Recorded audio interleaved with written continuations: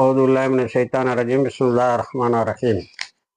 அன்பார்ந்த நேயர்களே, பலஸ்தீன் மீட்பு போர் 971வது நாள். நேற்றைய போலவே இன்றும் காசாவை பற்றி அழுத்தமாக சொல்லலாம். ஈரான் எந்த ஒப்பந்தத்தையும் அமெரிக்காவோடு ஒத்துக்கொள்ள மாட்டோம், காசாவில் போர் நிறுத்தம் வந்தால் ஒழிய, வித்தவுட் காசா நோ சீஸ்ஃபயர், நோ எக்ரிமெண்ட் என்று சொல்லிவிட்டது என்று ஹமாஸுடைய தலைவர் காசம் அவர்கள் திரும்ப திரும்ப எங்களிடம் சொன்னார்கள் என்று உறுதி செய்திருக்கிறார். யுத்தம் 102வது நாளை எட்டுகிறது. முழு யுத்தமே தொடங்கிவிட்டது என சொல்லலாம். நேற்று ஒரு அமெரிக்காவினுடைய ஹெலிகாப்டர், அப்பாச்சி ஹெலிகாப்டர் ஒன்றை சுட்டு வீழ்த்தியதாக, ஈரான் சுட்டு வீழ்த்தியதாக அமெரிக்கா சொன்னது. எங்க ஹர்முஸ் நீரணையின் அல்லது ஹர்முஸ் ஜலசந்தியின் மேல். ஈரான் உடனேயே அது உங்களுடைய என்ஜின் கோளாறுனால ஏற்பட்ட விபத்து, நாங்கள் தாக்கவில்லை, ஆனால் இதை வைத்துக்கொண்டு ட்ரம்ப் ஈரானை தாக்க வேண்டியது எங்களுக்கு மிக முக்கியமான கடமையாக போய்விட்டது என்று சொல்லியிருக்கிறார். ஆகவே எங்களை தாக்கினால் திரும்ப தாக்குவோம் என்று சொல்லியிருக்கிறார்கள். கொஞ்ச நேரத்தில் ஈரானுடைய 3 இடங்களை, காசம்ங்கிற தீவு, அடுத்தது ஈரானுடைய இன்னொரு பகுதி 3 தாக்கி இருக்கிறார்கள். அதில் உடனேயே ஈரானும் திருப்பி தாக்கி இருக்கிறது. எங்கெல்லாம் காத்தமல் பந்தர் அப்பாஸ் பகுதியில் அமெரிக்கா தாக்கி இருக்கிறது, காசம் பகுதியில் தாக்கி இருக்கிறது, மினா பகுதியில் தாக்கி இருக்கிறது. இப்படி 3 பகுதி. இந்த 3 பகுதியை தாக்கின உடனே 3 தாக்குதலை ஈரானும் உடனேயே தாக்கி அடித்து விட்டது. ஜோர்டானில் இருந்த அமெரிக்கன் ஸ்பேஸை அடிக்கிறது. ஜோர்டான் நாட்டில் இப்போ அது ஒவ்வொரு அரபு நாட்டிலேயே அடித்து கிளியர் பண்ணிட்டு வந்து ஜோர்டான் நாட்டில் இருந்த அமெரிக்கானுடைய பேஸ் அடிக்கிறது. ஊர்ஜிதம் செய்யப்படாத செய்திகள் 88 அமெரிக்க இராணுவத்தினர் காயம்பட்டும் அழிந்தும் இருக்கிறார்கள் என்று சொல்கின்றன. இது நாளை அல்லது இன்று மாலை உறுதி செய்யப்படலாம். அதே நேரத்தில் பஹ்ரைனில் இருந்த யுனைடெட் ஸ்டேட்ஸோடைய 5th ஃப்ளீட், 5வது கப்பல், 5th ஃப்ளீட்டுங்கிறது ஒரு காலத்தில் ரொம்ப பெருசாக பேசப்பட்ட, இப்போ எப்படி யுஎஸ்எஸ் ஜெரால்டு, யுஎஸ்எஸ் அப்ரஹாம் லிங்கன்லாம் பேசப்படுதோ அதே போல் பேசப்பட்ட ஒரு பெரிய கப்பல் படை தொகுப்பு 5th ஃப்ளீட்டையும் அடித்திருக்கிறது ஈரான். ஆக இஸ்ரேல் அமெரிக்கா தாக்கியது, அது அமெரிக்கா என்ன பேர் வச்சோன்னா எங்களுடைய செல்ஃப் டிஃபென்ஸ், எங்களுடைய இம்மீடியட் ரெஸ்பான்ஸ்ன்னா அதுக்கு நாங்கள் இம்மீடியட் ரெஸ்பான்ஸ்ன்னு சொல்லியிருக்குது. அகார்சி சொல்லியிருக்காரு, உன் ஹெலிகாப்டர் கீழே விழுந்தாலும், நாங்கள் சுட்டு விழுந்தாலும், அது தானே அழிஞ்சாலும், எல்லாத்துக்கும் இங்கே உட்காந்து பிரச்சனை பண்ணிட்டு இருக்கிறத விட நாங்கள் ஒன்றை தாக்காமல் இருக்கணும்னா நீ போயிடு.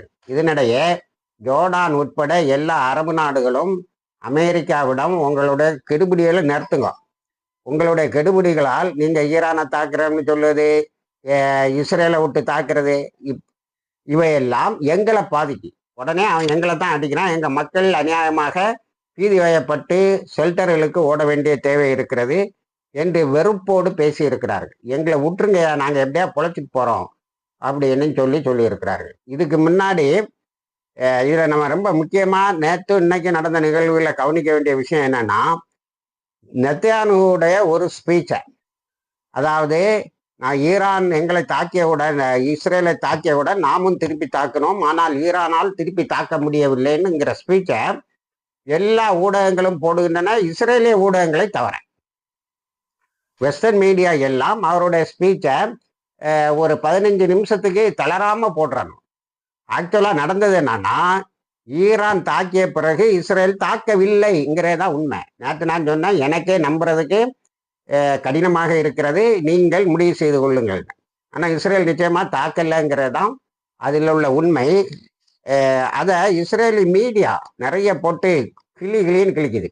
மீடியா என்ன ஐடியாலஜி இப்போ ஃபோக்கஸ் பண்ண தெரியுமா? இஸ்ரேல் உள்ள மீடியா, அதாவது ஒரு எலெக்ஷன் வராமல் தடுப்பதற்கு நெத்தன்யாஹு செய்கிறான், நம்பர் 1. 2வது முக்கியமான பாயிண்ட் என்னன்னா,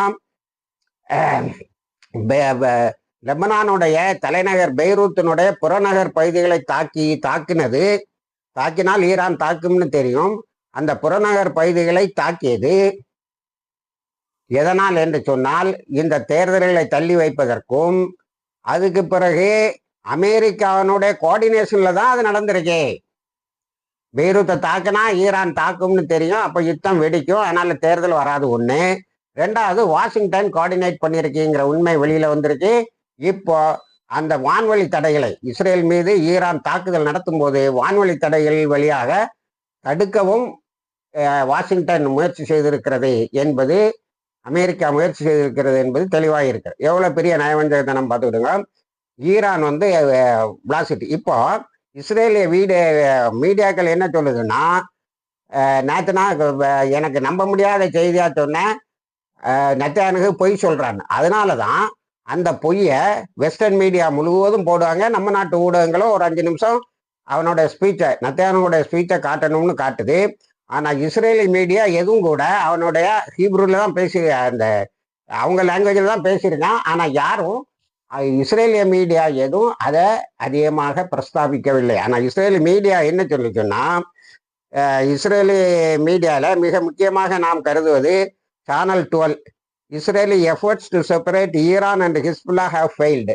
அதுக்கு கவர் ஸ்டோரி. அதாவது சேனல் 12ல முதன்மை செய்தி என்னவென்று சொன்னால், இஸ்ரேலு ஹிஸ்புல்லாவையும் ஈரானையும் தனிமைப்படுத்த வேண்டும், இந்த ரெண்டுக்கு இடையில தொடர்பு இல்லாமல் ஆக்க வேண்டும் என்று எடுத்த முயற்சி தோத்தது.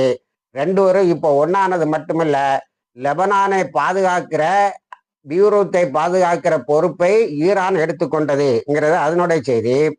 யோகி அகர்நாத், ஏன்னா நேற்று அவ்வளவு இஸ்ரேல் மீடியாவை தான் நான் படித்தேன். அதில் யோகி அகர்நாத்ங்கிற பத்திரிகை, இந்த பத்திரிகையினுடைய மகிமையை பற்றி நான் உங்களுக்கு சொல்லியிருக்கேன்.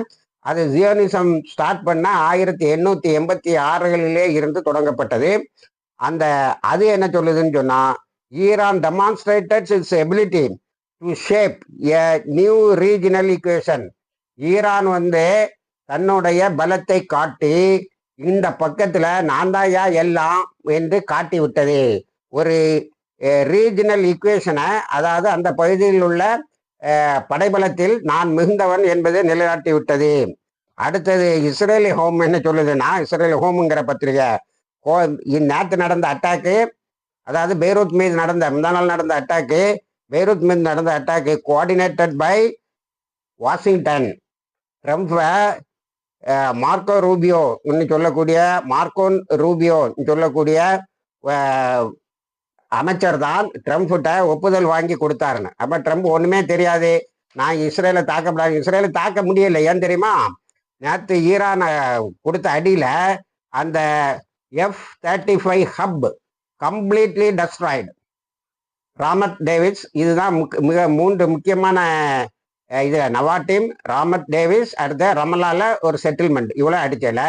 F-35 F-15 ஹப், அதில் தான் இவங்க இந்த நினைச்ச இடத்துல குண்டு போடக்கூடிய F-35 F-15 இருந்து அது முதல்ல ஈரான் அடிச்சு தள்ளிட்டு, அதனால இஸ்ரேலால திரும்ப அடிக்கவும் முடியல. அதுக்கு ட்ரம்ப் அடிக்காண்டான்னு சொன்னாருங்கிறத இஸ்ரேல் மீடியா சொல்லுது. ஆனா நெத்தன்யாஹு நம்ம அடிச்சா அவங்களால திருப்பி அடிக்க முடியலன்னு சொல்றான். வாங்கி கட்டிக்கிட்டான். அந்த செட்டிலர்ஸோட காலனி அவங்க அடிச்சனுடைய முக்கியத்துவத்தை நேற்று சொன்னேன். இப்போ தன்னுடைய அரிப்பு தீராம தான் ஒரு ஹெலிகாப்டர் கீழே விழுந்ததை பயன்படுத்தி ஈரானுடைய 3 இடங்களை தாக்க முயற்சி செய்திருக்கிறார்கள். ஈரான் உடனேயே திருப்பியும் தாக்கி விட்டது. எங்க? ஜோர்டான்ல உள்ள அமெரிக்கா பேஸு, பஹ்ரைன்ல உள்ள 5th ஃப்ளீட். அடுத்தது இஸ்ரேலி மீடியா தரக்கூடிய தகவல், 24 மணி நேரத்தில் 77 இஸ்ரேலிய இராணுவத்தினர் சதன் லெபனான்ல கொலை செய்யப்பட்டார்கள் ஹிஸ்புல்லாவால். அடுத்த 13 பேர், இன்னும் 13 பேர் இன்று காலையில் இன்ஜுரிஸ், 13 மோர் இன்ஜுரிஸ்ன்னு தகவலை சொல்லுகிறார்கள். அடுத்தது இந்த லெபனான் மீதான தாக்குதல் நமக்கு எந்த புண்ணியத்தையும் பண்ண முடியல. அடுத்தால மவுண்ட் ரமீம்ங்கிற இடத்துல ஹிஸ்புல்லாவினர், இது எங்க வருதுன்னா மவுண்ட் ரமீம் அப்பர் கலீலில வருது. அந்த ஏரியால ஹிஸ்புல்லா படையினர் ஊடுருவி விட்டார்கள் சொல்லி எல்லாரும் கதவை பூட்டிட்டு உள்ள இருங்க, வேற யாரும் வெளியில வந்துடக்கூடாது, நார்தன் இஸ்ரேல்ல ஒரு அறிக்கை. ஆனா நேற்று அந்த ரமீம்ல போன ஹிஸ்புல்லாவினர் கண்ணில் பட்ட இஸ்ரேலிய இராணுவத்தினரை சுட தொடங்கி விட்டார்கள். அதனால நிலகுலைஞ்சு போய் இருக்கு. இந்த இன்ஃபில்ட்ரை இவங்க எங்க இருந்து ஏன் வந்தாங்க? இப்படி இராணுவம் நிலகுலைஞ்சு போய் இருக்கும்போது, இராணுவம் இது என்ன 3 நாளா உள்ள இருந்திருக்கான். என்ன போடுது, எக்ஸப்ஷனல் ஈவெண்ட்னு இஸ்ரேலிய பத்திரிகைகள் எழுது.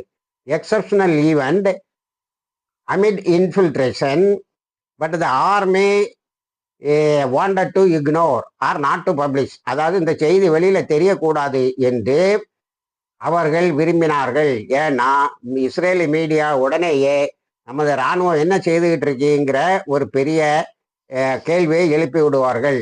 அடுத்தால இஸ்ரேலுக்கு இங்க ஏற்படக்கூடிய இழப்புகளை எல்லாம் பத்திரிகைகள் சுட்டி காட்டிவிட்டு கடைசியில என்ன சொல்லுதுன்னு சொன்னா, எதுக்கியா இந்த சதன் லெபனான்ல போய் இந்த பாடுபடுற, நீ எவ்வளவுதான் செக்யூரிட்டி பாதுகாப்பு வளையத்தை நாங்க லெபனானுக்குள்ளால ஏற்படுத்திட்டான்னு சொன்னாலும் வடக்கு இஸ்ரேலுக்கு ஆட்கள் போறதில்லை, குடியிருக்க போறதில்லை. இப்போ போனா அங்க இருக்கக்கூடிய மிலிட்டரிக்காரங்களுடைய குடும்பத்தையும் கதவை பூட்டிக்கிட்டு உள்ள இருங்க, வெளியில வராதீங்கன்னு சொல்லக்கூடிய ஒரு சூழ்நிலை தான் இருக்கு. எதுக்கு இந்த சண்டை? அதுதான் அது என்ன ஐடியாலஜியை ப்ரமோட் பண்ணுதுன்னா, இந்த எலெக்ஷனை நடக்க விடாமலும் தான் ஜெயிலுக்கு போகாமலும் இருப்பதற்காக நத்தியானுவு நடத்தக்கூடிய தாக்குதல். அடுத்தது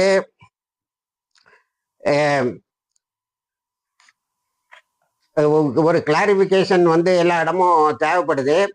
அதாவது பெய்ரூத்தை சதர்ன் பெய்ரூத்தில் சபர்பன் ஏரியாவில், அதாவது பெய்ரூத்தோடைய புறநகர் பகுதிகளை தாக்கக்கூடாதுங்கிறது தான் கண்டிஷன்.